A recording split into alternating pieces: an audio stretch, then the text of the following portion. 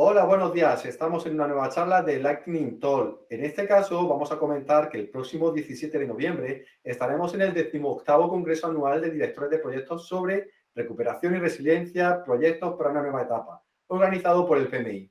Por este motivo, nos acompaña hoy Pedro Balsa, que es vicepresidente de PMI Madrid y Managing Director del ICMA. Buenas tardes, Pedro, ¿qué tal? Buenas tardes, Fernando, un placer. Pedro, actualmente la mayoría de las organizaciones de TI son Agile. Agile cambia la forma de trabajar, no solo en los equipos de desarrollo, sino otros departamentos como son recursos humanos, finanzas, etcétera. Pero no solo aplica al sector TI. Según Joaquín Abril, director de transformación digital de CEPSA, una empresa sin digitalización no puede sobrevivir. Pedro, ¿son conceptos equivalentes digitalización y transformación digital? No lo sé. En muchos casos se usan como sinónimos, pero no es así. Digamos, existen, vamos, por entenderlo, tres niveles. El nivel más bajo es el dato, ¿no? Se habla mucho de data-centric. Al final, el dato es convertir información que puede ser analógica, es decir, para hacerlo muy sencillo, tengo la escritura de mi casa y la escaneo.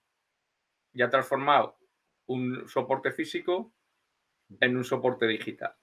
El segundo nivel, que es la digitalización, es un proceso físico que yo hago, vamos a suponer, ir al banco, se transforma en un proceso digital, pero en principio no he cambiado el proceso en sí, simplemente lo he automatizado. Normalmente esto, aunque se habla así, es imposible automatizar un proceso sin modificarlo un poco. Pero si la modificación, digamos, no es sustancial, no estoy haciendo un cambio de clientes, un cambio de cómo me aproximo al cliente, un cambio de cómo ejecuto mis procesos. Eso se queda para mí en lo que es una digitalización. El gran paso, el paso que es difícil, es la transformación digital, que es estas tecnologías, ya tengo mis datos, ya tengo mis procesos digitalizados, ¿cómo utilizo esto para transformar mi negocio? ¿Puedo acceder a nuevos clientes? Un caso muy obvio, a mí me gusta hablar siempre de casos, no de los ejemplos de Google, de Apple, sino de casos mucho más sencillos y más cercanos. Un formador en España, en la pandemia, se da cuenta de que puede acceder a clientes en Sudamérica, incluso en Estados Unidos, solamente con plataformas ultra sencillas, como Zoom o como Teams, es decir, disponibles para todo el mundo y con un coste muy bajo. ¿Eso ha transformado el negocio? Sí. Estoy entrando en nuevos clientes. Es una transformación relativamente significativa, ¿no? A lo mejor puede haber transformaciones mayores, pero ya estás hablando de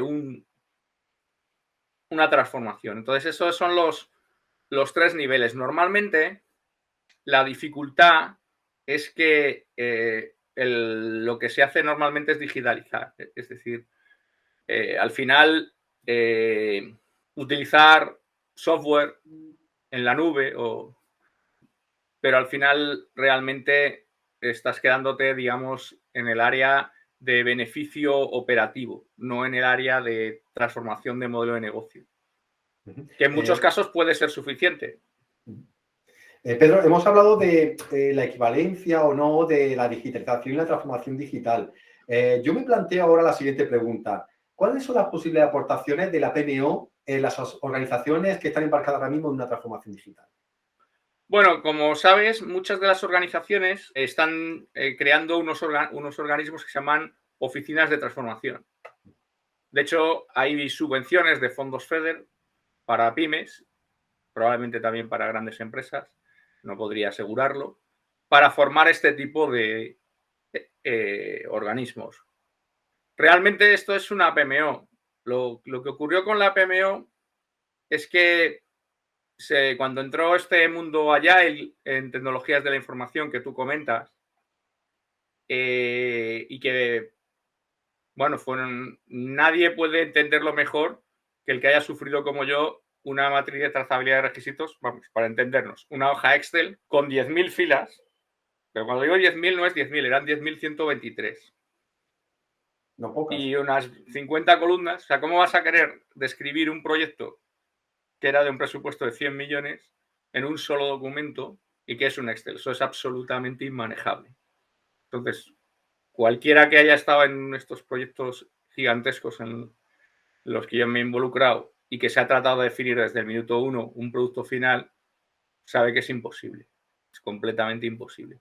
Pero todo esto que Tsunami, que fue muy bueno y es muy bueno, tuvo algunos colaterales no tan buenos. Se trató como de hablar como de que había algunas organizaciones como la PMO que daban como, vamos a decir así, obsoletas. Incluso muchas veces lo que ocurrió es que se creó otra organización idéntica y se llamó Centro de Excelencia, se llamó, o sea, con las mismas funciones y con las mismas personas.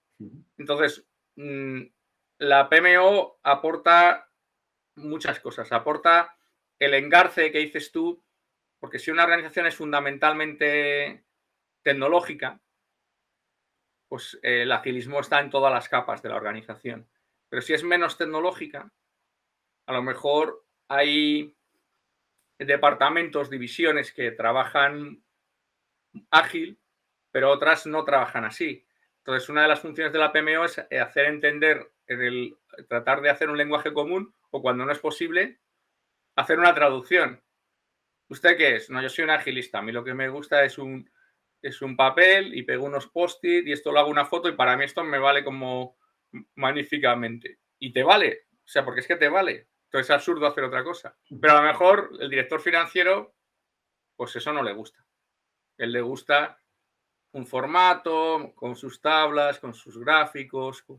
Entonces, una de las funciones de la PMO es hacer ese elemento aglutinador de cubriendo las necesidades de todos los departamentos de la organización y ayudándoles a ese entendimiento común. ¿Por qué lo ayudan? Porque normalmente tratan más veces con los actores, sobre todo de alto nivel, ¿no? Yo, un project manager, puedes tener un proyecto, pues vamos a suponer un proyecto de nóminas, pues a lo mejor conoce al director de recursos humanos de la compañía, ha tratado con él una vez, porque le han encargado este proyecto. Los responsables de la PMO deben haber tratado más veces. Entonces, no es que sean más inteligentes, esto es como un médico más valioso. Esto es como un médico que solo opera de cataratas. No quiere decir que sea un tío más listo que el que opera de cualquier oculista.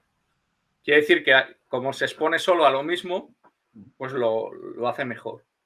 Tiene su especialidad, entiendo. Pedro, me pregunto, hemos hablado de la PMO, de cómo ayuda a la organización a embarcar la transformación digital. Hemos hablado también de cómo aplica diferentes file level dentro de una organización. Y me está planteando ahora mismo, ¿es incompatible la PMO con el entorno ágil? Casi había hecho un spoiler antes. En ningún caso es incompatible. Al contrario, yo creo que, salvo que tú seas capaz de generar una estructura como propone Jeff Sutherland, que sea un Scrum of Scrums y que toda la organización funcione en ágil, que de verdad, cosa que yo creo que en la inmensa mayoría no estamos en ese nivel. Y no sé si incluso es bueno, porque en el momento hay muchas organizaciones pues que trabajan con muchos materiales, con una serie de elementos que los principios generales del Agile sí le valen mucho, pero no tanto así las metodologías como Scrum o Kanban. Es decir, los conceptos, pues trabajar sostenido, que a mí son mis favoritos. O sea, trabajar a ritmo, pero sostenido. Eso le vale igual a una ingeniería, a un banco, a cualquier empresa. De hecho, hay organizaciones en España muy exitosas. Ricardo Sastre, que era el head of de la PMO de Telefónica CX, Customer Experience, que se encargaba del antiguo 20, entre otras cosas. Fíjate que esto ya no era una organización predictiva. A mí no me gusta la palabra predictivo, la he usado, pero quizá no, a mí la mejor manera de explicar los proyectos no ágiles es lo que llaman los americanos plan-based. Yo tengo un plan y lo ejecuto. Bien, pues este señor creó la estructura de Telefónica, la PMO de Telefónica, y no había absolutamente los proyectos eran ágiles. Todos los desarrolladores y todos los Scrum Master, todo el equipo era ágil y sin embargo fue muy útil. De hecho, esta PMO ha sido premiada con el PMO Awards. No llegó al final, pero estuvo entre los finalistas. Con lo cual, claramente tiene un papel. Yo creo que interesa mucho en empresas que tengan, digamos, un componente de desarrollo importante, pero también tengan otro negocio. Vamos a suponer una utility, una eléctrica o un Repsol, por hablar de alguna. Es muy útil que haya una organización que entienda lo mejor de los dos mundos y que sea capaz de traducírselo, ¿no? ¿Cómo se hace esto? Pues yo siempre digo que una PMO no hay dos iguales, ¿no? Lo que da mucho valor en un sitio, en otro lado no interesa, ¿no? A lo mejor hay PMOs que lo más importante es seleccionar los mejores proyectos. A lo mejor hay empresas que eso lo hacen muy bien y que lo que quieren, por ejemplo, es que sea muy eficaz el desarrollo. Entonces, las funciones son muy, muy variadas, pero yo creo que tenemos que... Es un poco esto como lo de... A veces hay esta falsa dicotomía entre proyecto y producto, ¿no? Que es un poco como lo de Agile, como lo del coach, ¿no? Es que yo soy un coach y tú no eres coach, tú eres un mentor y tú eres un consultor y es que eso no es lo mismo. Ya entiendo que no es lo mismo, pero la pregunta que yo me hago es más fundamental para mí. ¿Da valor o no da valor? Si da valor, a mí da igual que sea un centro de excelencia, una PMO, la Agile Office o como tú quieras definirla. O como para ti entre otra empresa lo quieras vender más. Al final estás hablando del mismo concepto. Algo que relaciona los proyectos / producto, llámalo dependiendo un poco de tu especialidad, será más producto o será más proyecto, o será totalmente proyecto o será totalmente producto, pero al final estás hablando de un desarrollo con el resto del negocio que a lo mejor lo que hace es dar créditos, o a lo mejor lo que hace es refinar petróleo, o a lo mejor lo que hace es producir electricidad. Entonces, conviene mucho esta interrelación y yo creo que es fundamental, que hemos madurado, tenemos modelos de escalado, tenemos bastantes cosas, pero sigue este rol siendo fundamental. Pedro, indicarte que muchísimas gracias por haber estado con nosotros. Te invitamos a participar en próximos vídeos. A vosotros que estáis viendo el vídeo, si os ha gustado el vídeo, darle un me gusta, no olvidéis suscribiros al canal y cualquier pregunta a Pedro o a mí podéis dejarla en la casita de comentarios. Nos vemos en el próximo vídeo. Saludos.